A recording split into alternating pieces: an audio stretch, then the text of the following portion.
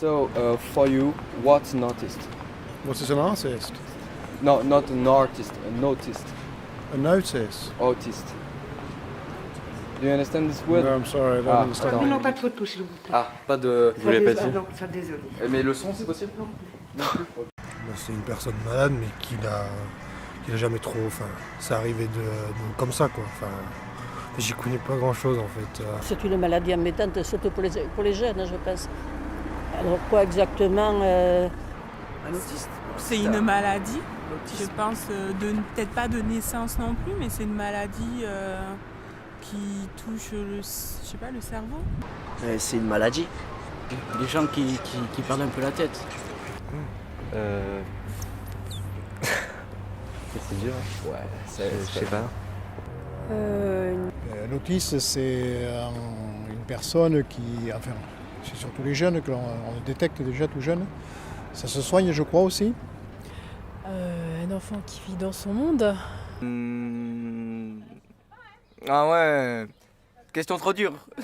Joker. Vous pensez que les autistes sont bien pris en charge dans notre société ou pas? En France, je pense pas. Non. J'ai un cousin au Maroc, qui est au Maroc, autiste, et franchement, non, même là-bas, c'est carrément niet, hein, zéro. Il est à la maison, il reste, il bouge pas. Ils prennent en charge les autistes. Oui, je pense, oui. Ouais. Oui. Non. Je pense qu'ils sont un peu mis à part. En France, A priori, je pense pas, non. combien pensez-vous qu'il y a d'autistes en France? Une estimation, le chiffre sur 60 millions de Alors là, Français. je sais pas. Langocha, là. Langosha? Langocha, alors là, je sais pas du tout. Je sais pas, 2000? Au moins 200 000. Ouais. 2 millions 5 000. 10 millions, mais j'en sais rien. 100 000 peut-être. 100 000? Ouais, 5 000. Combien pensez-vous qu'il y a d'autistes scolarisés en France? En pourcentage? 20%. Ils vont à l'école Ouais. normale. Ouais. Je sais pas, peut-être 50%. Ouais, 10% peut-être. Un pourcentage, 50%. ouais, 50 ou moins. Quoi. Je dirais 50%. Scolarisés. 2%. Penses-tu qu'il y a plus de garçons ou de filles? De garçons. Ah, bonne question. Mais je pense qu'il y a plus de filles, en fait. Je dirais qu'il y a plus de garçons. Je dirais garçon. Ah, moi je dirais qu'il y a plus de garçons. Ouais, moi aussi, je dirais. Ça doit être 50-50, j'imagine, autant pour l'un que pour l'autre. Plus garçons.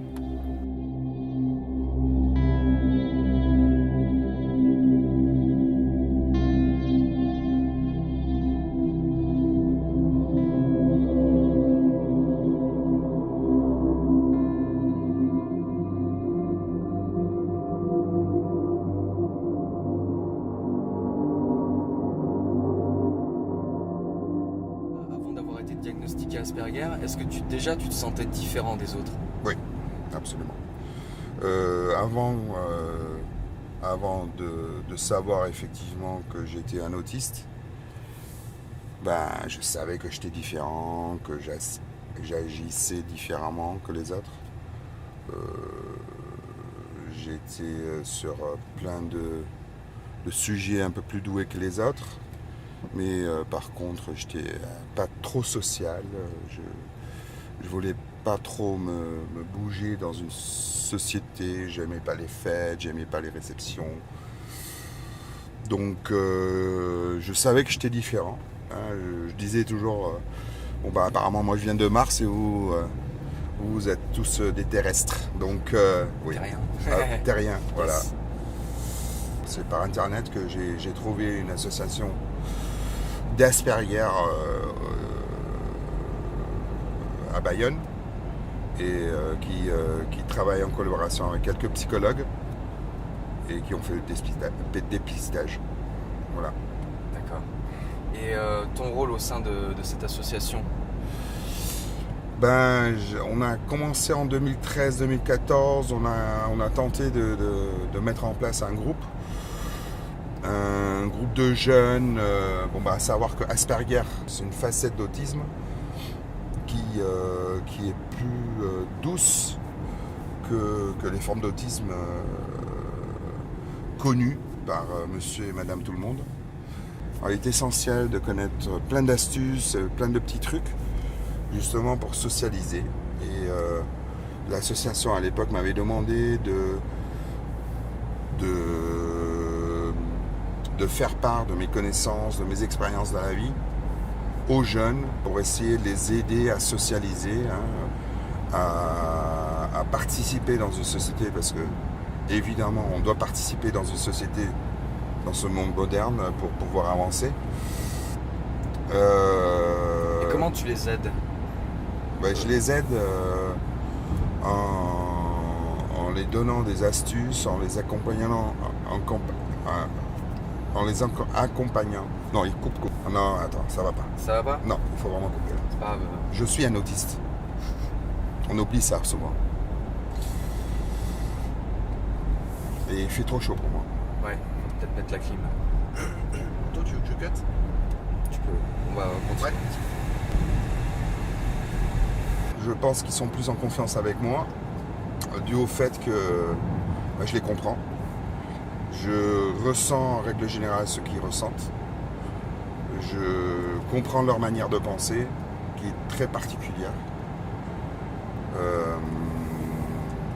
Ça fait qu'avant qu'ils s'expriment, je commence déjà à comprendre dans quel sens ils vont, les problèmes qu'ils rencontrent dans leurs mouvements, dans leurs habitudes journalières. On l'a pas dit, mais tu es néerlandais. Oui. Et la reconnaissance du handicap là-bas, est-ce qu'elle est semblable aux Pays-Bas? Est-ce Non. qu'il y a une bonne prise en charge là-bas? Oui, la prise en charge aux Pays-Bas est complètement différente. Asperger, c'est une forme d'autisme qui est reconnue depuis 1994 aux Pays-Bas. Tandis qu'en France, elle a été reconnue déjà, c'est un syndrome neurologique et non pas psychologique. C'est-à-dire c'est une défaillance dans le cerveau, dans la manière de penser d'un autiste est différente à celle d'un neurotypique. Neurotypique, ça veut dire une personne lambda. Et en France, jusqu'en 2012, on a toujours considéré que l'autisme, c'était une défaillance psychologique, donc une maladie en fait. Et ce n'est pas une maladie, c'est un handicap. Il y a une énorme avance dans le temps qu'ont les Néerlandais, puisque depuis 1994, Forcément, ouais, ils ont mis des cliniques spécifiques en place, que pour l'autisme. Il y a des cliniques partout, avec des psychologues spécialisés dans l'autisme. Pire encore, des psychologues qui ne sont pas seulement spécialisés dans l'autisme, mais aussi dans l'Asperger. Il y a des groupes de psychoéducation, parce qu'il faut éduquer l'autiste afin qu'il puisse fonctionner en société. Des psychologues qui sont spécialisés là-dedans, quelque chose qui en France commence à naître maintenant, et raison pour laquelle, entre autres, que je me suis mis en avant pour essayer de les coacher. J'ai fait un cursus de plus de 7 mois de psychoéducation. Tout est basé sur la logique. On dit aussi que c'est la maladie d'ordinateur. Il réfléchit en blanc et noir. C'est oui ou non. Et c'est selon cette base-là qu'ils avancent dans leur pensée. Ça fait que tout ce qui est émotion, relatif, instinct, etc., c'est pas forcément quelque chose qu'ils comprennent. Ils n'arrivent pas à lire entre les règles. Ils captent pas de suite le deuxième ou le troisième sens d'une blague, par exemple. Ça fait que ça complique ta vie si tu veux te bouger, naviguer en une société. Chez moi, cette envie de les accompagner est née quand j'ai lu qu'il y a énormément de jeunes Asperger qui se suicident dû à donc cette isolation, à cette incompréhension. C'est pas seulement l'isolation. L'isolement. L'autiste a un problème chronique dans le sens où il pense que sans arrêt, il se sent incompris. Une prise de conscience, une envie de sauver des vies en fait. Être autiste, c'est pas dramatique. Et au contraire, ça peut avoir beaucoup d'atouts. Et voilà, on arrive au centre. Et là, il y a Françoise. Salut Louise, salut Arthur. Voilà. Ça, c'est Guillaume. Voilà. On dit aussi que c'est la maladie de la naïveté. Bon, on sait déjà que c'est pas une maladie. Mais vous allez vous rendre compte que les autistes prennent tout au premier degré. On est arrivé. Ça va? Ça va? Oui, ça va. Désolé, on arrive déjà un petit peu armés. Salut, pardon. Moi, je vais te faire la bise. Ouais, Ça quand va même. Je sais. Alors c'était combien de l'autre côté du monde? Salut Louise, ça va? Oui.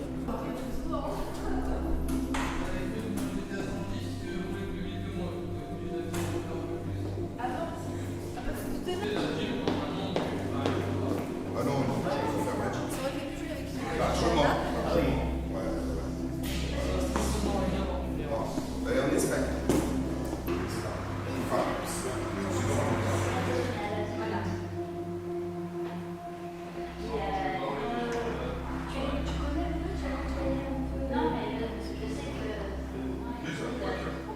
La vieille onde acide, c'est ce que j'ai dit. La vieille onde acide, il faut faire. Mais c'est nickel. Je ne parle pas de Fiat 500. Par rapport à son comportement, on a vu qu'il était à l'école, il était Dès qu'il est rentré en maternelle. différent par rapport aux autres enfants. Donc on a été interpellé par son institutrice du moment qui a dit effectivement Rémi a un comportement différent des autres gamins. Donc c'est à partir de là qu'on s'est posé quelques questions par rapport à ce qu'il pouvait avoir et voilà. Donc, Il y a eu plusieurs diagnostics. On nous disait psychotique au départ, ensuite on nous a dit dysharmonie psychotique, ensuite dysharmonie dysévolutive, je ne sais plus. Enfin, bref, les psychiatres donnaient plein de mots, plein de terminologie, et jusqu'au jour où on nous a dit il est autiste. Et là, je me suis sentie soulagée parce que moi, je me suis dit on met un vrai mot enfin sur ce qu'il a. Dans la façon comment on va réagir, enfin, dans la façon comment on va essayer de répondre à la personne, enfin, il faut surtout analyser de la façon comment on va être avec la personne. C'est une réflexion qu'on doit faire sur soi. C'est ça ce que tu veux dire? Oui. Hein, comment on va agir, comment on va se comporter? Oui. Oui, ça m'apporte déjà que je sais à peu près me comporter normalement maintenant. Donc c'est ça qui m'a bien aidé. Enfin, l'association continue toujours de m'aider d'ailleurs et ça me fait vraiment du grand bien. Ça va paraître bizarre, mais enfin, moi je me dis que enfin, déjà je n'aime pas trop le comportement de certains neurotypiques. Par exemple, certains j'ai l'impression qui sont des... Enfin, je vais utiliser un gros mot. J'ai l'impression que des fois certains sont des branleurs, si on peut dire. Mais bon, après, je me dis, des fois, il ne faut pas se fier qu'au regard, il faut savoir aussi à peu près plus la personne. Et je me dis quelque part qu'il faut savoir relativiser. Voilà. On a eu la chance de tomber sur des personnes de l'enseignement qui étaient très, très ouvertes à aider Rémi. Donc effectivement, nous, avec nous parents et eux enseignants, on a travaillé ensemble effectivement pour faire évoluer les choses au sein de la vie, parce que ces choses sont très difficiles à mettre en place. Donc effectivement, il faut que les parents, enseignants et tout le corps médical travaillent ensemble pour faire avancer les choses, parce qu'il y a vraiment beaucoup de retard et c'est très, très, très dur à mettre les choses en place. Il faut vraiment aller de l'avant, demander, se renseigner et se battre surtout. Simultané, ouais. Voilà. Rémi avait un suivi avec un psychomotricien, il avait un suivi avec le psychiatre. Et puis ensuite, d'année en année, on s'est rendu compte, parce que le psychiatre donc forcément l'avait mis sous médicaments également. Donc, et nous, au fil des années, on a entendu parler d'associations, on a entendu parler de choses qui se faisaient en parallèle avec des psychologues, des groupes d'habileté. On est allé donc à une journée porte ouverte à Bayonne, au centre Asperger de Bayonne, où exercent des psychologues comme Chiara Lorenzini et Cécile Bonnet, qui n'ont pas du tout la même approche que des psychiatres. On est allé donc prendre des renseignements, on a rencontré Chiara Lorenzini, Rémi a été suivi par Chiara pendant plusieurs années et ensuite il a intégré des groupes d'habileté sociale qui lui permettent d'apprendre à communiquer, d'apprendre à s'ouvrir aux autres, d'apprendre à se comporter en collectivité, chose que les psychiatres en France ne mettent pas en place. La même voiture que moi, mais ça... Je veux pas que tu reviennes à cette personne-là. Ben, Ça, je l'ai su, Parce mais que c'est- voilà, il fait une école d'ingénieur. J'ai compris, j'ai compris, mon petit. J'ai compris. Mais c'est ça, justement, la difficulté. Hein. Quand est-ce qu'on s'arrête? Et quand est-ce qu'on commence? Et quand est-ce qu'on commence? Toi, tu as dit, il faut s'intéresser à l'autre, il faut prendre les devants. Non, pas spécifiquement. Il faut savoir recevoir quand l'autre prend les devants aussi. Ben déjà, on a un bon quotidien, mais après, des fois, ça arrive qu'on s'énerve, des fois. Ça arrive qu'on se fâche, mais après, ça rentre dans l'ordre. Voilà. Oui, des crises en particulier, des fois, quand il s'agit de frustration ou d'angoisse. Donc voilà. Ben, déjà, le fait que j'arrivais pas à me faire d'amis au début, donc c'est un petit peu ça qui m'a marqué, quelque part, on pourrait dire, après, comme tout autre autiste. Ça a toujours été difficile de te faire des amis Oui, ça l'est encore un petit peu aujourd'hui. Et D'accord. ça l'est toujours, je pense. Oui, ça m'aide beaucoup. Enfin, ça m'aide surtout pour la sociabilité qui me permet après de me faire des amis, d'apprendre à être comme tout le monde en fait. Disons que ça, oui, ça reste un point noir et il faudrait envisager de le développer puisque on nous balade souvent avec beaucoup de termes avant de poser un vrai diagnostic. Et ensuite, il n'y a pas de solution vraiment adaptée. Il n'y a pas ni de centre, ni de psychologue formé aux méthodes comportementales, neurodéveloppementales, enfin toutes ces choses-là. Ça commence à se mettre en place, mais tout doucement. Et du coup, ça manque, parce qu'en fait, il y a beaucoup de jeunes autistes qui auraient pu être pris en charge de cette manière-là il y a déjà quelques années de ça en arrière. Et ça évolue tout doucement. Et c'est bien dommage, parce que Rémi, enfin notre fils, on voit l'évolution depuis qu'il a été pris en charge de cette manière-là. C'est grâce aux associations, effectivement, qui permet de faire évoluer cette approche-là, car effectivement, s'il n'y aurait aucune association qui s'impliquerait dans ce milieu-là, je pense qu'on serait toujours au même niveau qu'il y a 20 ans. Mais là, j'essaie d'écouter depuis tout à l'heure. Oui. Et ça fatigue le cerveau, on dirait. Absolument. Bien sûr, beaucoup de choses qui fatiguent le cerveau. Moi, ça me fatigue super vite. On ne fait pas le métier qu'on fait. Vas-y, explique-moi. En fait, c'est parce qu'en fait, quand j'essaie d'écouter une personne, le cerveau, en fait, dans ma tête, il se fatigue ultra vite et c'est à cause de ça, en fait, que... Ton cerveau se fatigue. Oui. Oui. Vas-y, continue. Qu'est-ce que tu ressens? Qu'est-ce qui se passe? Déjà, j'essaie d'écouter, donc j'écoute. Et à force d'écouter, à force de me concentrer pour écouter, ça fait que je commence à sentir une fatigue, en fait. Tu arrives à réussir à absorber aussi l'information? À digérer dans ton cerveau? J'espère que oui, mais après, je sais pas si ça... Je suis Françoise et je travaille pour l'association Action pour l'autisme Asperger. Disons que j'étais en lien avec l'association. Aujourd'hui, j'accompagne toujours dans le cadre d'un projet de lumière et de son qui travaille sur l'apaisement des enfants. Quand ils sont un peu envahis par leurs émotions, ce concept va les apaiser. Et ainsi, le psychologue peut travailler derrière. Ils sont beaucoup plus tranquilles et sereins pour travailler. Parce que mon filleul est autiste Asperger et qu'au tout début, on ne savait pas. Il a été diagnostiqué, il vivait aux États-Unis. On ne savait pas quelle forme d'autisme. Et donc les parents étaient un peu démunis et un peu... voilà, je les ai aidés. Et en les aidant, j'ai découvert l'autisme Asperger et je me suis passionnée littéralement parce que c'est passionnant, parce que c'est une différence extrêmement complémentaire avec nous-mêmes. Et donc, j'observe les comportements, j'observe la manière, par exemple, de se tenir, de s'exprimer. De rigoler, d'être triste. C'est ça. La manière amicale. C'est ça, les émotions, tout ça. Comment se tenir aussi dans des espaces publics, par exemple dans des restaurants. Dans des bus, au marché aussi. Comme disait tout à l'heure dans le groupe Carlos, ils ont ce don de savoir extrêmement bien imiter. Et quand ils imitent très bien, vous savez pas, c'est pas... Voilà. Quand ils sont envahis par les bruits, le travail qu'on peut faire, c'est de les apprendre à se concentrer, non pas à enlever le bruit, parce que le bruit existe toujours, mais à se concentrer au-delà du bruit. Donc ça, c'est quand même important. Quand ils sont tactilement très sensibles, c'est pareil. On peut avoir une persévérance dans le travail qui va leur donner une envie à un moment d'être touchés. Et ils s'y habituent, ou du moins ils se familiarisent avec le toucher. Oui. Ouais, ouais. D'accord. Alors, et est-ce que le théâtre, justement, ça t'aide Oui, ça m'a beaucoup aidé. par rapport à l'autisme Oui, par rapport à l'autisme, ça m'a aidé justement à faire des situations qui sont entre guillemets normales pour les neurotypiques, alors que pour les autistes, ça n'est pas du tout évident.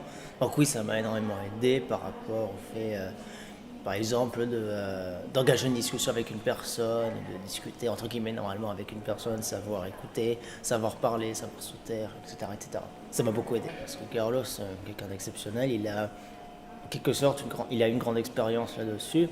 Il sait depuis longtemps qu'il est une personne avec autisme, donc il sait, il a déjà rencontré beaucoup de difficultés, il a des acquis, et donc il nous partage à la fois son expérience et en même temps il nous fait découvrir par nous-mêmes les solutions qu'on peut trouver en traitant les différents problèmes, que ce soit les relations en elles-mêmes ou les buts des relations. Et je vais vous dire un petit secret, quand ça n'importe plus dans une relation, c'est qu'il y a la confiance qui s'est mise en place. Oui. C'est que malgré comment tu t'habilles, malgré si tu ne te douches pas, malgré si tu dis ah bien, mais il y a quand même la relation qui dure. Oui. Donc il y a quelque chose d'autre qui s'est mis en place. Elle accepte aussi la différence. Elle aura accepté. C'est la confiance qu'elle ou avant, j'avais quasiment pas d'amis. Et j'avais du mal avec les relations sociales. Et toujours, mes parents me disaient, mais t'inquiète pas, ça va changer avec le temps, tout va s'arranger, t'inquiète pas, t'auras un déclic, alors qu'en fait, ce déclic n'est jamais venu. J'étais donc en CM1 ou CM2, je ne sais plus exactement. J'ai un directeur d'école, donc l'école Jean Jaurès à l'époque, qui m'avait dit, du fait de mon autisme et du fait de mes difficultés, je n'arriverai jamais à rien dans la vie. La preuve, maintenant, je suis chez Jaguar Land Rover à Basse-Sussari, alors pas forcément en tant que mécanicien, mais je trouve que je suis pas forcément mal. Et ensuite, c'est donc l'approviseur du lycée Ambroise Croizat, donc à l'année 2013, donc en fin de première année de bac, qui m'a renvoyé du lycée parce qu'elle estimait que j'étais plus vieux et que mon âge réel, en l'occurrence 19 ans au lieu de 20 ans, et que j'étais, comment on appelle, autiste. Donc ça m'a un petit peu pourri l'été et fait broyer du noir. Heureusement, grâce à l'association en partie, j'ai pu réintégrer l'école et finir mon année. Et c'est de ça qu'on essaye de guérir. Guérir entre parenthèses. Changer, flexibiliser, intéresser, être empathique, écouter, comprendre, acquérir des atouts, mettre en place une relation durable par la confiance, en étant patient. Ok ? Ça, c'est les mots-clés. Ça, c'est important. Ok ? Elle a un problème, votre fille, elle ne parle pas et elle tape les autres. Donc, aller voir un psychologue ou un truc. Et en fait, j'avais juste le retard de la parole. Et après, on m'a mis dans une autre école, ça s'est très bien passé. Ça a été un peu plus compliqué au collège en 6e et 5e. Je vais bientôt travailler peut-être à la médiathèque de Biarritz. Mais peut-être que ça va pas se faire parce qu'il y a les emplois aidés qui vont être supprimés, enfin au moins une partie. Donc voilà. Ce qui me dérange, c'est les comportements de certaines personnes qui, par exemple, dans le bus, les jeunes, ils écoutent leur musique sans casque et fort, donc ça embête les gens, mais je ne vais pas aller leur dire vous pouvez baisser ou vous avez qu'à mettre vos écouteurs parce que j'ai peur des réactions des gens. Alors voilà. En fait, le problème des autistes, c'est qu'ils sont souvent très angoissés, très inquiets, et il faut tout le temps les rassurer. Donc il faut toujours être là, présent, pour faire en sorte que le quotidien se passe au mieux, puisque même à l'âge adulte, ils ont du mal à s'assumer seuls et à vivre une vie d'adulte autonome. Donc on va dire que c'est compliqué. Le plus compliqué, c'est qu'il faut être présent au moment de leur demande de quelque chose. Ils sont porteurs d'angoisse en règle générale, et c'est vrai qu'il faut les tranquilliser, les rassurer sans arrêt. Même sans qu'il y ait de crise particulière, mais en fait, c'est des gens inquiets, c'est des gens qui n'ont pas la même vision des choses que nous, on peut l'avoir, et qui s'inquiètent de tout.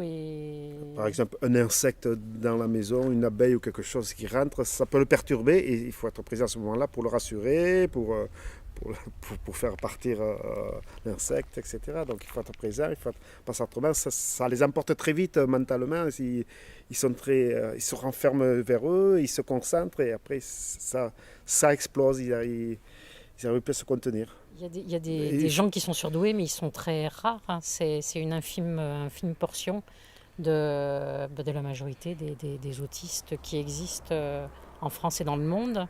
On a les Einstein. Effectivement, pour que ces Asperger, ces autistes évoluent vraiment dans la vie, il faut qu'ils soient intégrés entièrement, complètement, dans le milieu éducatif, dans le milieu d'enseignement, dans le milieu professionnel. C'est par l'intégration totale qu'ils vont arriver à évoluer, et ils n'auront pas besoin de médicaments, etc. Plus ils seront intégrés dans la vie sociale, mieux ça ira pour eux.